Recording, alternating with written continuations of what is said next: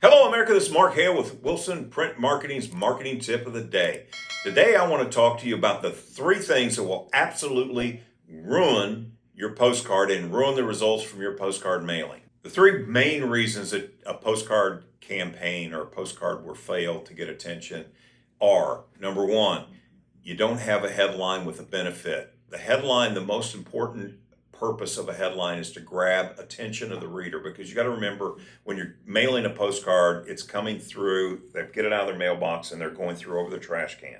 So within about 2 seconds, that headline has to grab their attention and tell them the answer to the question, what's in it for me? Number two biggest mistake is you try to put too much information on the postcard because people won't read it. If there's too much data on the card, they'll just throw it straight in the trash. They won't confront all the copy. They won't read it. The third reason is you don't have an offer on the postcard, a reason for them to respond today. Okay, so your headlines grabbed attention. They've got the card. They're reading it.